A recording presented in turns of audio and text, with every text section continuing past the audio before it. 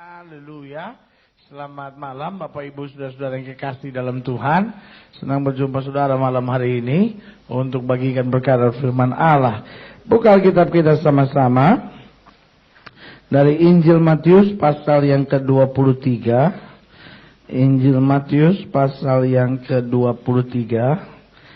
Hari ini kita akan sama-sama lihat dari ayat yang ke-13 sampai ayat yang ke-28.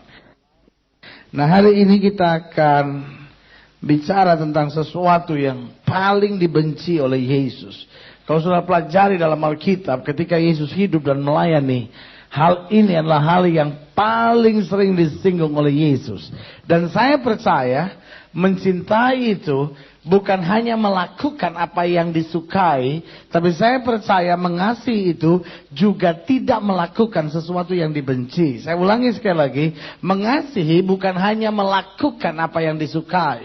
Kalau saudara mengasihi istri saudara, saudara bukan hanya coba belajar apa yang dia sukai, tapi juga saudara akan tidak melakukan apa yang dia benci. Saudara mengerti maksud saya? Sehingga kalau istri saudara nggak suka makan durian, saudara nggak bisa ulang tahun dia bilang, "Mama, I got surprise for you. This is durian." Dan ini saudara akan bilang, surprise-nya mas saya senang. Cuman duriannya itu membuat saya deg-degan jantung saya. Dan saudaraku, mengasihi bukan hanya melakukan apa yang disukai, tetapi mengasihi juga berarti tidak melakukan sesuatu yang dibenci. Nah, saya pelajari dalam Alkitab, dalam Matius pasal 23 ini, mulai dari ayat yang ke-13, demikian firman Allah. "Celakalah kamu, hai ahli-ahli Taurat dan orang-orang Farisi, hai kamu orang-orang munafik, karena kamu menutup pintu-pintu kerajaan sorga di depan orang, sebab kamu sendiri tidak masuk, dan kamu merintangi mereka yang berusaha untuk masuk. Celakalah kamu, hai ahli-ahli Taurat dan orang-orang Farisi, hai kamu orang-orang munafik, sebab kamu menelan rumah janda-janda, sedang kamu mengelabui mata orang dengan doa yang panjang-panjang. Sebab itu kamu pasti akan menerima hukuman yang lebih berat. Celakalah kamu, hai ahli-ahli Taurat dan orang-orang Farisi, hai kamu orang-orang munafik, sebab kamu mengarungi lautan dan menjelajah daratan untuk mentobatkan satu orang saja menjadi penganut agamamu, dan sesudah ia bertobat, kamu menjadikan dia orang neraka yang 2 kali lebih jahat daripada kamu sendiri. Celakalah kamu, hai pemimpin-pemimpin buta, yang berkata bersumpah demi bait suci, sumpah itu tidak sah. Tetapi bersumpah demi emas bait suci, sumpah itu mengikat. Hei kamu orang-orang bodoh dan orang-orang buta, apakah yang lebih penting, emas atau bait suci yang menguduskan emas itu? Bersumpah demi mesbah, sumpah itu tidak sah. Tapi bersumpah demi persembahan yang ada di atasnya, sumpah itu mengikat. Hei kamu orang-orang buta, apakah yang lebih penting, persembahan atau mesbah yang menguduskan persembahan itu? Karena itu barang siapa bersumpah demi mesbah, ia bersumpah demi mesbah dan juga demi segala sesuatu yang terletak di atasnya. Dan barang siapa bersumpah demi bait suci, ia bersumpah demi bait suci dan juga demi dia yang diam di situ. Dan barang siapa bersumpah demi sorga, ia bersumpah demi tata Allah dan juga demi dia yang bersemayam di atasnya. Celakalah kamu, hai ahli-ahli Taurat dan orang-orang Farisi, hai kamu orang-orang munafik, sebab persepuluhan dari selasi, adas manis dan jintan kamu bayar, tetapi yang terpenting dalam hukum Taurat kamu abaikan, yaitu keadilan dan belas kasihan dan kesetiaan. Yang satu harus dilakukan dan yang lain jangan diabaikan. Hai kamu pemimpin-pemimpin buta, nyamuk kamu tapiskan dari dalam minumanmu, tetapi unta yang di dalamnya kamu telan. Celakalah kamu, hai ahli-ahli Taurat dan orang-orang Farisi, hai kamu orang-orang munafik, sebab cawan dan pinggan kamu bersihkan sebelah luarnya, tetapi sebelah dalamnya penuh rampasan dan kerakusan. Hei orang Farisi yang buta, bersihkan dahulu sebelah dalam cawan itu, maka sebelah luarnya juga akan bersih. Celakalah kamu, hei ahli-ahli Taurat dan orang-orang Farisi, hei kamu orang-orang munafik, sebab kamu sama seperti kuburan yang dilabur putih, yang sebelah luarnya memang bersih tampaknya, tetapi yang sebelah dalamnya penuh tulang belulang dan pelbagai jenis kotoran. Demikian jugalah kamu di sebelah luar, kamu tampaknya benar di mata orang, tetapi di sebelah dalam kamu penuh kemunafikan dan kedurjanaan. Saudaraku yang kekasih dalam Tuhan, jika sudah bertanya kepada saya apa yang paling dibenci selama Yesus hidup dan melayani, apa yang paling sering diserang oleh Kristus ketika dia hidup dan melayani di muka bumi, maka kalau sudah pelajari Alkitab baik-baik, sudah akan jumpai hal yang paling dibenci oleh Yesus ketika Yesus hidup dan melayani. Hal-hal yang paling sering diserang oleh Yesus ketika dia hidup dan melayani adalah hal tentang kemunafikan. Adalah hal tentang kemunafikan. Sehingga kalau sudah baca ayat-ayat bacaan yang baru kita baca, kita jumpai betapa Yesus marah sekali terhadap kemunafikan. Bahkan kalau sudah baca ayat ini baik-baik, kesan yang kita jumpai Yesus marah sekali. Kesan yang kita jumpai Yesus kasar sekali. Sampai Yesus bilang, hei kamu orang buta, hei kamu orang bodoh. Bahkan ada beberapa kata-kata yang sangat kasar dia pakai. Dia bilang, kamu rumah janda-janda, kamu telan. Dia bilang, nyamuk dalam minuman kamu tepiskan. Tapi unta yang di dalamnya kamu telan. Mungkin kalau kita dengar orang ngomong begitu, kita antara sedih sama mau ketawa, saudara-saudara. Ya kan? Rumah janda lah ditelan, lalu unta lah ditelan. Ya, saudaraku yang kasih dalam Tuhan, kesan yang kita tangkap, Yesus sangat marah sekali dengan kemunafikan. Nah, saya pelajari dalam Alkitab, saya jumpai ada beberapa pokok penting. Kenapa Yesus membenci kemunafikan? Ada banyak orang tidak mempersoalkan kemunafikan. Dia pikir kemunafikan itu sekedar cara untuk membawa diri di dunia yang penuh dengan goncangan ini. Sehingga ada banyak orang pikir kalau dia mulai bersifat munafik begitu, maka dia bisa diterima di berbagai kalangan. Karena bagi dia kemunafikan adalah bagian dari lobbying. Kemunafikan bagi dia adalah bagian dari dia bisa membawa diri. Sehingga kalau dia di gereja dia kelihatan munafik sekali, seperti orang yang haleluya, suci, kudus, mulia, luar biasa. Tapi saudaraku, ketika dia keluar dari gereja, maka orang juga nggak bisa lihat lagi bahwa dia sebagai anak Tuhan. Kenapa? Karena hidupnya sangat berbeda. Dia seperti orang yang hidup pada dua dunia. Dia seperti jadi pemain sandiwara yang ulung.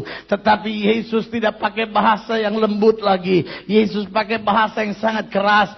Celakalah kamu yang munafik. Kekristenan membutuhkan orang percaya mencintai Tuhan dengan tulus. Amin, saudara. Ada banyak rumah tangga hancur hanya karena kemunafikan. Ada banyak pekerjaan Tuhan hancur hanya karena kemunafikan. Ada banyak hidup kita bisa hancur hanya karena kemunafikan. Tetapi dalam ketulusan kita justru melihat kemuliaan Tuhan atas hidup kita. Berikan tepuk tangan yang meriah buat Tuhan. Kekristenan membutuhkan orang-orang yang tulus. Amin, saudara. Kekristenan membutuhkan orang-orang yang tulus. Apa artinya kaya jika engkau munafik? Apa artinya engkau aktif di gereja jika engkau munafik? Apa artinya engkau melayani Tuhan jika sebetulnya di dalam pelayananmu kepada Tuhan ada kemunafikan di dalam diri? Apa artinya engkau kelihatan sangat sibuk dalam pekerjaan Tuhan, tetapi jika kemunafikan ada di dalam diri dan dada saudara? Kekristenan membutuhkan orang-orang yang tulus. Amin, saudara. Kekristenan membutuhkan orang-orang yang tulus. Peristiwa kematian Kristus yang akan sebentar lagi kita rayakan pada acara Jumat Agung nanti, itu mengajar kepada kita bahwa kemunafikan menyerahkan Yesus ke atas kayu salib, dan ketulusan membangkitkan Yesus dari kematian. Amin, saudara.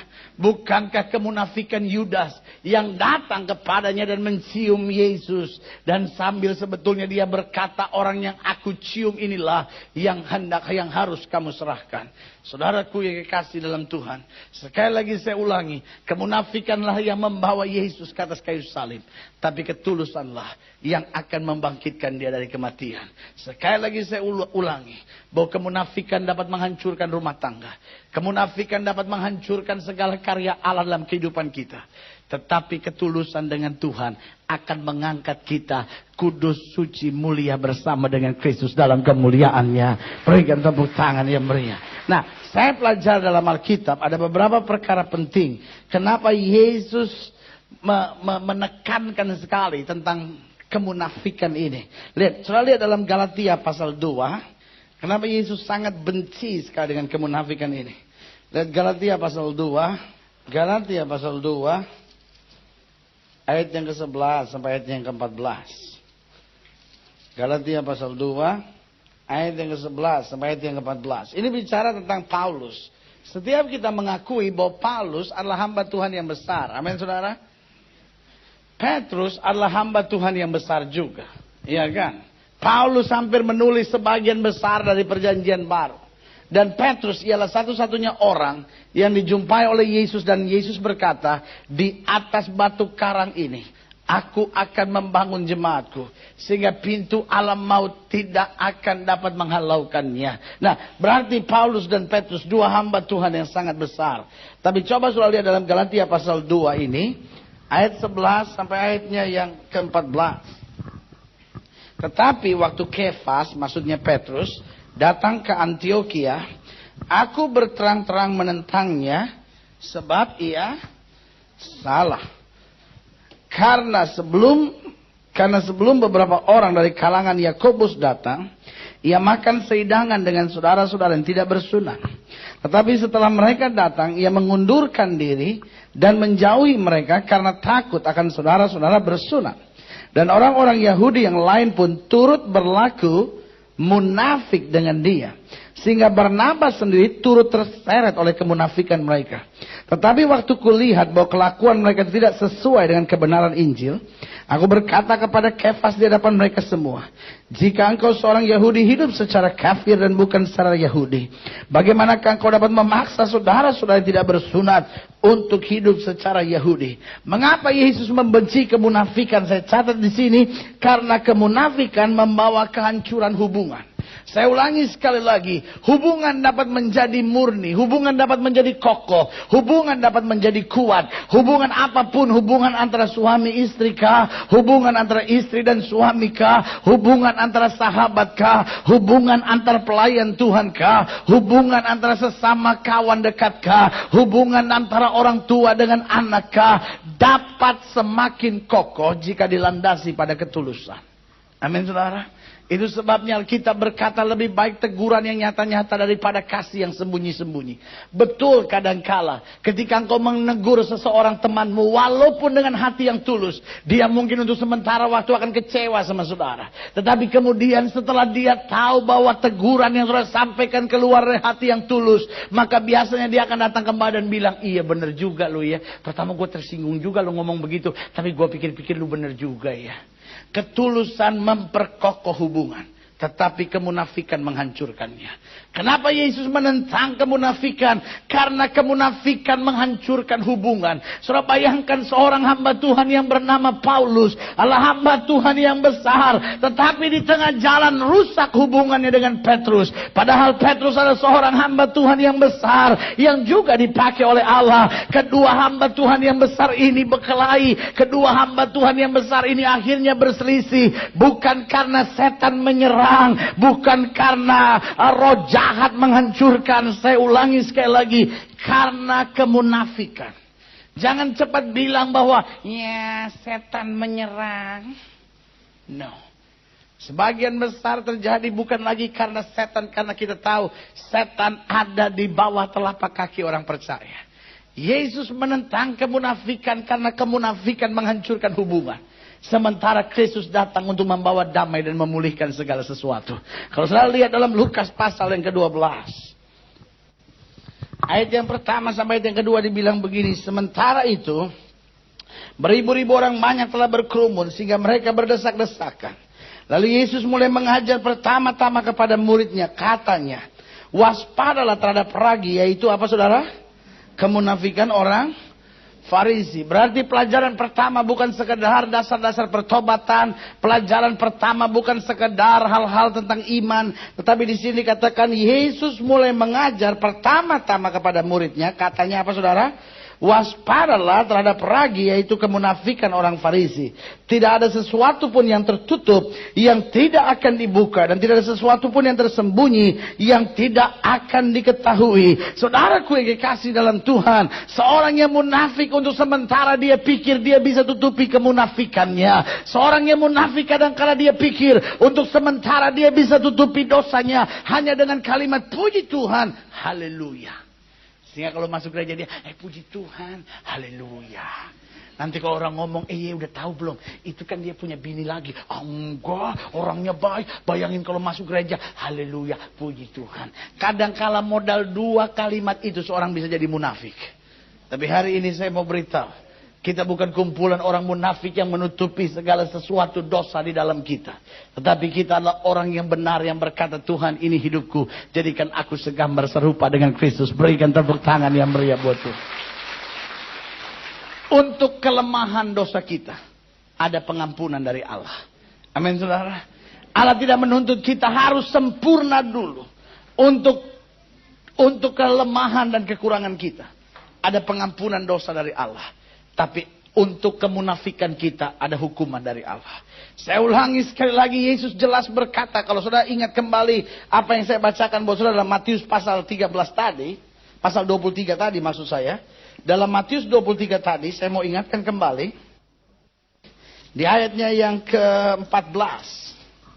Dikatakan, celakalah kamu hai ahli-ahli Taurat dan orang-orang Farisi, kamu orang-orang munafik. Sebab kamu menelan rumah janda-janda, sedang kamu mengelabui mata orang dengan doa yang panjang-panjang. Sebab itu kamu dikatakan apa saudara?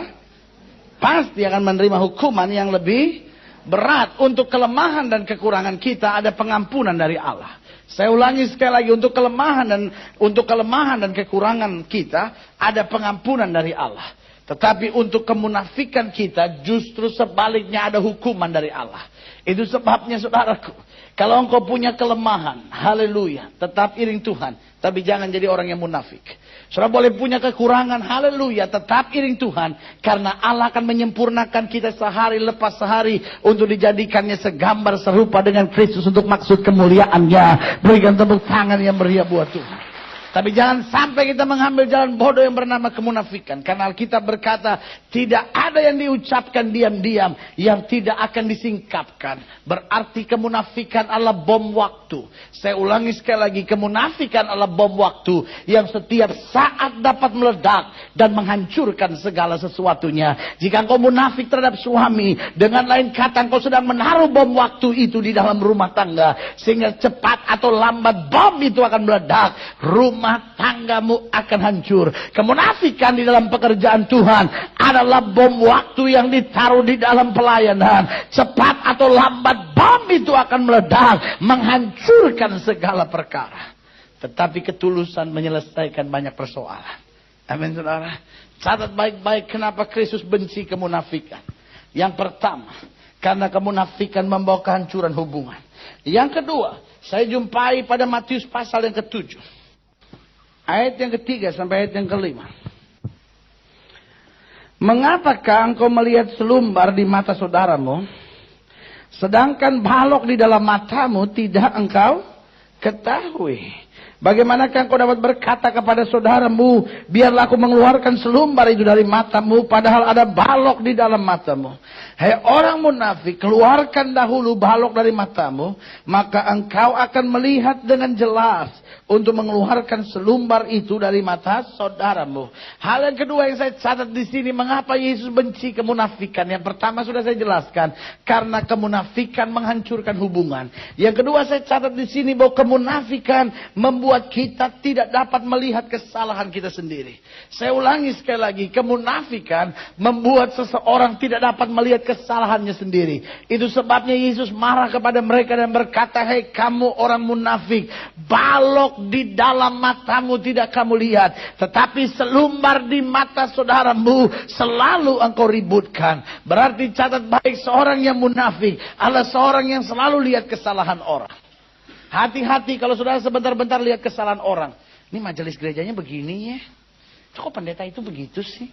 Tuh istri pendetanya begitu lagi. Kok tuh orang begitu setiap kali kebaktian pakai baju merah, pakai baju merah. Jadi kok begitu ya? Kukunya warna biru lagi. Iya ada yang hitam katanya gitu. Saudaraku, hati-hati kalau kita udah mulai selalu lihat kesalahan orang. Hati-hati kalau kita sebentar-bentar selalu cuman ketemu kekurangan orang. Hati-hati kalau kita setiap lihat orang selalu punya kritik. Jangan selalu pikir bahwa semua orang yang bersalah. Karena ingat kalau semua sudah salah, jangan-jangan persoalan yang justru ada pada kita. Amin saudara. Kalau semua udah mulai salah, hati-hati, jangan-jangan persoalan yang ada pada kita. Itu sebabnya Yesus marah sama orang Farisi yang munafik itu dan bilang, hei, kamu hanya bisa lihat selumbar di mata saudaramu, tetapi balok yang di dalam matamu tidak kamu lihat. Kenapa Yesus benci kemunafikan? Karena kemunafikan membuat seseorang tidak bisa melihat kesalahannya sendiri. Kemunafikan membuat seseorang tidak bisa melihat kesalahannya sendiri. Dan kalau seorang tidak lagi bisa melihat kesalahannya sendiri, bagaimana dia bisa memperbaiki kehidupannya? Bukankah kita berkata firman Tuhan itu seperti cermin? Amin saudara. Firman Tuhan itu seperti cermin. Dan kalau bicara cermin, cermin akan bicara jujur sama saudara. Betul? Waktu saudara lihat ada kotoran di pipi, maka cermin tidak bilang tidak ada kotoran. Yang kau lihat itu hanya biasa-biasa saja. Tidak ada. Kalau sampai begitu itu bukan namanya cermin, tapi namanya cermin ajaib. Ya kan? Saudaraku yang kekasih dalam Tuhan, cermin akan bicara kekurangannya. Tinggal sekarang persoalannya, kalau kita lihat muka kita di cermin, apakah kita mau merubahnya atau tidak? Iya kan? Atau sebagian sudah berkata, hitam-hitam begitu bagus dah model zaman sekarang lah. Iya kan? Zaman sekarang begitu saudara-saudara. Saya perhatiin zaman sekarang agak aneh, malah lucu, malah mode katanya, iya kan? Zaman dulu orang kalau sisir rambut rapi, zaman sekarang udah rapi, dia acak-acakin. Iya kan? Dan saudara mode katanya. Iya kan? Mode. Dulu saya tahu yang pakai cat kuku hitam kalau orang lagi mau main Dracula.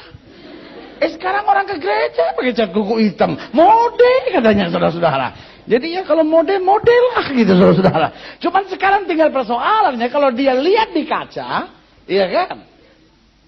Tinggal apakah dia mau hapus atau dia pikir mode, iya kan saudara-saudara? Berarti catat baik-baik hari ini, kenapa Yesus membenci kemunafikan? Karena kemunafikan membuat kita tidak pernah melihat kesalahan kita sendiri. Dan kalau kita tidak pernah melihat kesalahan kita sendiri, bagaimana kita bisa berubah?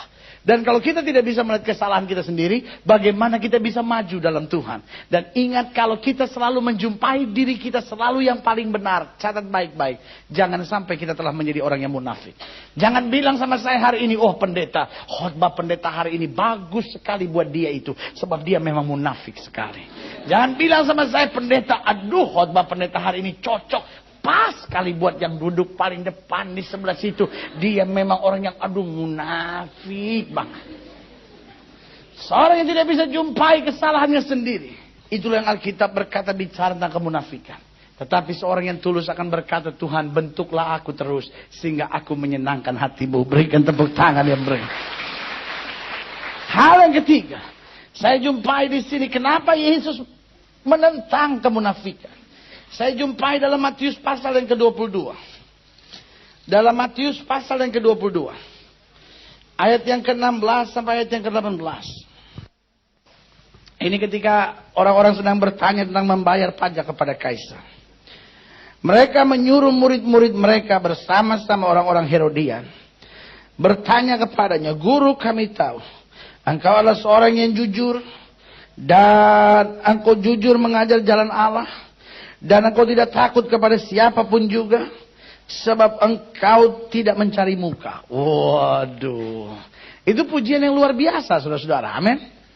Orang-orang itu bertanya tadi seperti saya sudah sampaikan di ayat ke-16. Guru kami tahu engkau adalah orang yang jujur. Itu pertama. Dan engkau jujur mengajar jalan Allah. Itu yang kedua. Yang ketiga, engkau tidak takut pada siapapun juga. Yang keempat, sebab engkau tidak mencari muka. Nah, itulah ketulusan, itulah kebenaran. Tapi lihat ayat yang ke-17. Katakanlah kepada kami pendapatmu, apakah diperbolehkan membayar pajak kepada kaisar atau tidak. Tetapi Yesus mengetahui kejahatan hati mereka itu, lalu berkata, mengapa kamu mencobai aku, hei orang-orang munafik? Hal yang ketiga yang saya jumpai di sini, kemunafikan membuat seseorang tidak dapat dipercaya. Saya ulangi sekali lagi, kemunafikan membuat seseorang tidak dapat percaya. Saudaraku, sekali lagi saya ulangi, kemunafikan membuat seseorang tidak dapat dipercaya. Untuk sementara waktu, saudara bisa menipu seseorang. Untuk sementara waktu, saudara bisa sukses dengan kemunafikan saudara. Tetapi waktu orang telah mengetahui kemunafikan saudara, maka apapun yang saudara kerjakan, apapun yang saudara katakan, kemunafikan itu akan menghancurkan kepercayaan orang terhadap hidup saudara. Itu sebabnya orang-orang Herodian ini tanya hal yang sangat baik. Dia bilang, oh guru yang jujur, engkau selalu mengajar jalan-jalan Tuhan dengan jujur, sebab engkau tidak mencari muka dan engkau tidak takut kepada siapapun. Seharusnya Yesus bilang, oh terima kasih, Tuhan berkati, ya kan? Orang sekarang kalau dibilang, Yesus, ya kelihatan kurus, aduh yang benar. Padahal setelah orangnya pergi, dia bilang, padahal gendut banget ya, kita cuma senangin dia aja.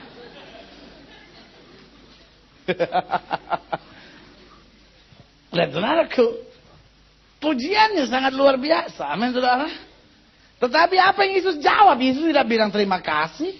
Yesus tidak bilang, oh baik.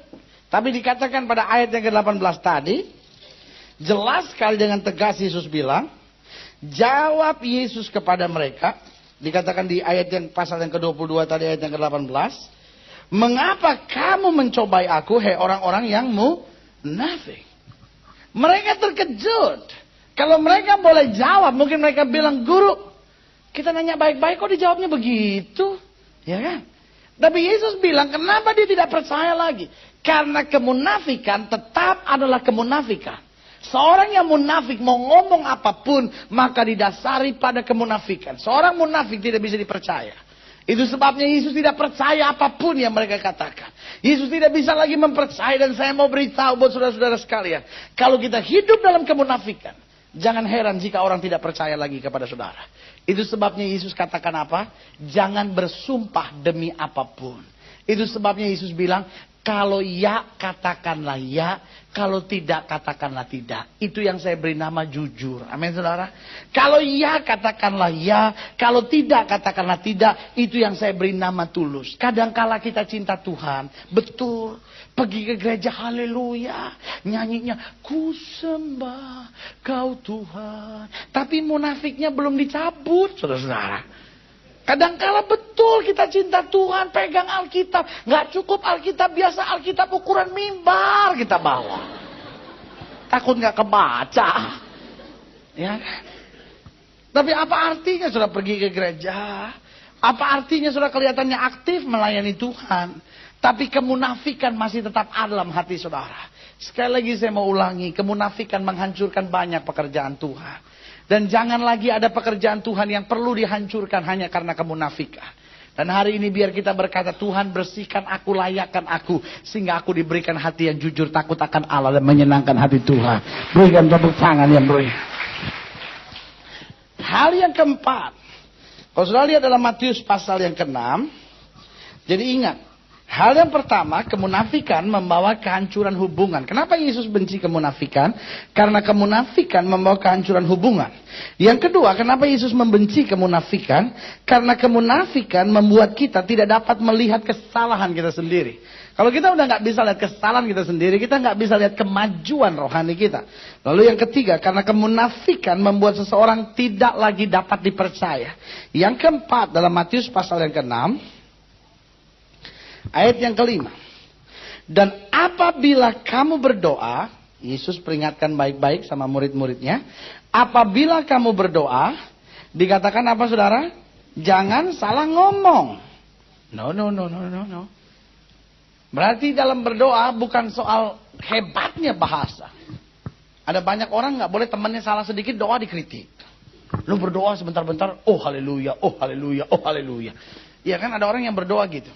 Bapak terima kasih, oh haleluya. Buat hari ini, oh haleluya. Karena Engkau Allah yang baik, oh haleluya. Biar kasih setiamu turun atas kami, oh haleluya. Ada lagi orang yang berdoa sebentar-bentar, ya Bapak. Kembali kami datang siang ini, ya Bapa. Untuk datang mengucap syukur, ya Bapa. Karena kasih setiamu yang besar, ya Bapa. Berkatilah kami hari ini, ya Bapa. Biar kasih setiamu menyertai kami, ya Bapa. Sehingga temannya bilang, lu doa 2 menit, ya Bapaknya 19 kali. Tapi nggak apa-apa. Karena Yesus tidak pusing dengan kata-kata kita, Yesus lihat hati kita. Amin, saudara. Saya ingat, aduh itu buat saya funny, buat saya sangat lucu. Ada orang datang sama saya dan dia bilang gini, Pak Pendeta, aduh saya minta maaf nih Pak Pendeta. Saya bukan mau kritik Pak Pendeta, saya bukan mau kritik pendeta-pendeta. Tapi saya cuma mau tanya, sebab saya orang baru dalam Tuhan, saya orang baru. Saya tadinya bukan orang Kristen, cuma ada sesuatu yang mengganjal hati saya. Saya bilang, kenapa sih Pak, kenapa sih? Dia bilang begini Pak, begini, saya orang baru dalam Tuhan, maaf kalau saya salah. Saya suka dengar pendeta itu, saya baru nih Pak Pendeta. Berkali-kali dia ulang, maaf saya baru dalam Tuhan, maaf kalau saya salah. Saya suka dengar itu kalau ada orang-orang usir setan, pendetanya berdoa dan doanya begini, setan aku ikat, engkau aku usir keluar. Lalu kan bagaimana itu? Setan diikat, habis itu disuruh keluar. Terbalik kali Pak Pendeta, suruh keluar dulu baru diikat. Sebab kalau diikat dulu baru suruh keluar, susah keluarnya.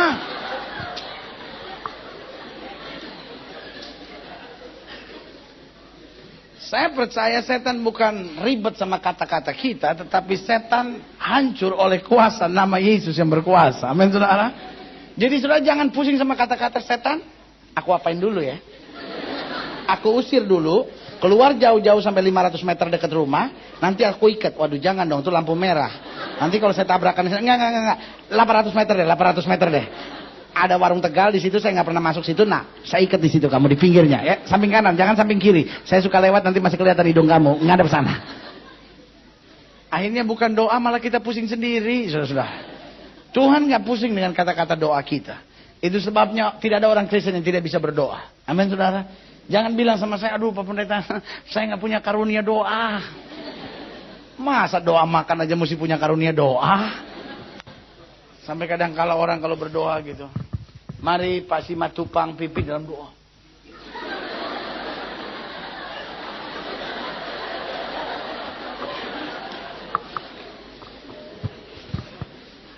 Masa doa makan aja mesti bertanya siapa di sini yang kiranya dapat karunia doa dari Allah, tolong acungkan tangan supaya kita dapat menunjuk dia untuk memimpin doa makan siang kita pada. No. Saya percaya setiap kita bisa berdoa. Amin, saudara. Walaupun katanya agak miring-miring sedikit, agak salah-salah sedikit, yang penting Tuhan tahu hati kita berkenan kepadanya. Haleluya. Ya kan? Yesus nggak bilang apabila kamu berdoa jangan salah ngomong, sebab kalau tidak aku kutuk kamu. Tidak. Dan apabila kamu berdoa dikatakan apa, saudara? Janganlah. Nah ini yang penting. Bukan kata-katanya tapi sikap hatinya. Dikatakan apabila kamu berdoa, janganlah berdoa seperti orang munafik. Mereka suka mengucapkan doanya dengan berdiri dalam rumah-rumah ibadat dan pada tikungan-tikungan jalan raya supaya mereka dilihat oleh orang. Aku berkata kepadamu, sesungguhnya mereka sudah mendapat upahnya. Dengan lain kata Yesus bilang, aku tidak akan memberi upah kepada mereka. Hal yang keempat yang saya catat di sini, kemunafikan menghambat kita menerima jawaban doa. Kenapa Yesus benci kemunafikan? Karena Yesus mau menjawab doa anak-anaknya. Amin, saudara. Karena Yesus mau memberkati anak-anaknya. Karena Yesus mau menyembuhkan anak-anaknya. Karena Yesus mau memulihkan rumah tangga anak-anaknya. Karena Yesus mau menyatakan kuasanya bagi setiap anak-anaknya. Nah, tapi kemunafikan menghambat jawaban doa. Itu sebabnya Yesus bilang, celakalah kamu yang munafik. Kenapa? Kemunafikan menutup pintu sorga untuk mencurahkan berkat bagi anak-anaknya. Itu sebabnya sekali lagi saya ulangi buat saudara. Ketulusan memancing berkat. Tetapi kemunafikan menutup kunci berkat kita. Hari ini dengar baik. Biarlah kita menjadi orang yang tulus dan berkenan kepada Tuhan. Amin, saudara. Ada banyak berkat yang harus saudara sudah terima. Ada banyak mujizat yang harusnya sudah kita alami dalam kehidupan kita. Sayang, kemunafikan telah menguncinya. Sayang, kemunafikan telah merampas segala sesuatunya. Sayang, kemunafikan telah menghambat segala sesuatunya. Itu sebabnya Yesus ingatkan, kalau kamu berdoa, janganlah kamu seperti orang munafik. Dengan lain kata, Yesus mau bilang, walaupun doamu bagus, walaupun doamu kata-katanya luar biasa, walaupun habis berdoa semua orang bilang, hebat banget doanya, dia luar biasa. Tetapi jika kamu munafik, Alkitab berkata, bukankah mereka sudah menerima upahnya? Sayang, kemunafikan membuat doamu tidak terjawab. Jangan salahkan Tuhan jika engkau belum melihat mujizat sampai hari ini. Jangan bilang, Tuhan katanya engkau Allah yang maha kuasa, kenapa saya belum melihat mujizat? Periksa hati kita. Jangan-jangan di dalam hati kita ada kemunafikan. Sebab Alkitab berkata doa orang tulus berkenan di hadapannya. Berikan tepuk tangan yang meriah. Hal yang kelima. Hal yang terakhir saya jumpai di sini. Mengapa Yesus membenci kemunafikan. Saya jumpai pada 1 Petrus. Pada 1 Petrus pasal 2. Jadi ingat hal yang pertama mengapa Yesus benci kemunafikan. Karena kemunafikan membawa kehancuran hubungan. Hal yang kedua, kenapa Yesus benci kemunafikan? Karena kemunafikan membuat kita tidak dapat melihat kesalahan kita sendiri. Yang ketiga, karena kemunafikan membuat seseorang tidak lagi dapat dipercaya. Hal yang keempat, karena kemunafikan menghambat kita menerima jawaban doa. Yang kelima, yang terakhir, 1 Petrus pasal 2. Ayat yang pertama. Karena itu, buanglah segala kejahatan, segala tipu muslihat, dan segala macam kemunafikan, kedengkian, dan fitnah. Dan jadilah sama seperti bayi yang baru lahir, yang selalu ingin akan air susu yang murni dan yang rohani, supaya olehnya kamu bertumbuh dan beroleh keselamatan. Alkitab berkata, bayi yang baru lahir, yang ingin akan air susu yang murni dan yang rohani, itulah yang akan melihat pertumbuhan. Berarti hal yang kelima, kemunafikan menghambat pertumbuhan rohani kita. Ada banyak orang yang saya jumpai, baru 6 bulan iring Tuhan, baru 1 tahun iring Tuhan, tapi hidupnya telah dirubah Tuhan luar biasa. Oh, hidupnya sungguh-sungguh menjadi saksi Tuhan. Tapi ada banyak orang Kristen yang udah 12 tahun, 16 tahun, bahkan 42 tahun iring Tuhan. Tapi hidupnya nggak pernah berubah-berubah. Nggak pernah ada pertumbuhan rohani. Kenapa? Jawaban saya sederhana, kemunafikan adalah parasit yang menggerogoti hidup iman kita. Sehingga seorang yang munafik tidak akan pernah melihat pertumbuhan rohaninya. Dia bisa hafal ayat lebih banyak, tetapi pertumbuhan rohaninya terganggu. Sudah mengerti maksud saya? Dia bisa hafal ayat lebih banyak, apalagi ayat-ayat untuk nyerang istrinya sendiri. Hai istri, bukankah Alkitab berkata tunduklah kepada suami. Wah, ayat-ayat untuk menyerang suaminya sendiri. Tetapi bukankah firman Tuhan berkata kasihilah istrimu seperti kaum yang lebih lemah, supaya doamu jangan terhalang. Tahukah papa, jika papa tidak mengasihi mama dengan sungguh-sungguh, doa papa terhalang. Ayat yang untuk nyerang orang dia hafal semua, saudara-saudara. Tapi saya mau beritahu, seorang yang munafik bisa saja dia hafal lebih banyak ayat. Seorang yang munafik bisa saja dia hafal lagu rohani lebih banyak. Seorang yang munafik bisa saja dia berdiri dengan pujian yang hebat dan luar biasa. Tetapi saya mau beritahu buat saudara, seorang yang munafik tidak akan melihat pertumbuhan rohani. Sehingga hidupnya tetap tidak mengalami pertumbuhan rohani yang sehat. Tetapi ketulusan membuat rohani sudah semakin maju. Saudaraku yang kekasih dalam Tuhan, kekristenan adalah ajaran Kristus yang mengajarkan kita untuk hidup tulus dan takut akan Tuhan. Amin saudara. Kemunafikan menghancurkan segala sesuatunya. Kenapa Yesus serahkan dirinya di atas kayu salib? Bukan untuk mencari kepentingan dirinya. Dan peristiwa kematian Kristus ini kita beri nama, Dia adalah Allah yang tulus. Dia Allah berkorban karena mencintai kita. Berarti cinta suami yang benar adalah cinta yang tulus. Cinta seorang istri yang benar adalah cinta yang tulus. Bukan hanya karena dia baik sama saya bikin kopi buat dia. Tetapi walaupun dia menyakiti dan mengecewakan saya, tetap saya buat kopi. Hanya sembari saya buat kopi, saya bilang, Bapa dalam nama Yesus, biarlah lewat kopi ini, Tuhan jamah kuasa Tuhan dalam hidupnya. Sehingga waktu kopi ini mengalir ke kerongkongannya, dan mampir sedikit di hatinya, Yesus langsung robah hatinya. Hati yang busuk-busuk dibawa sama kopi ini. Sampai suaminya bilang, lu bikin kopi lama banget, biar susunya sama gulanya cair Pak, biar lebih enak. Berarti hari ini sekali lagi saya mau ulangi, kemunafikan menghancurkan banyak dalam hidup kita. Tapi kemunafikan akan menghancurkan banyak dalam hidup kita. Tapi kebenaran, kasih dan ketulusan akan mengangkat hidup kita lebih dekat dengan Tuhan. Amin saudara. Mungkin saudara bukan seorang yang terlalu tahu banyak tentang firman. Tapi yang perlu saudara tahu hal sederhana. Jika saja hati saudara tulus dan berkenan di hadapan Tuhan. Jika saja hati saudara murni di hadapan Tuhan. Maka engkau akan lihat perkara-perkara yang ajaib Tuhan sediakan buat hidup saudara. Berikan tepuk tangan yang meriah buat Tuhan. Kita bangkit berdiri.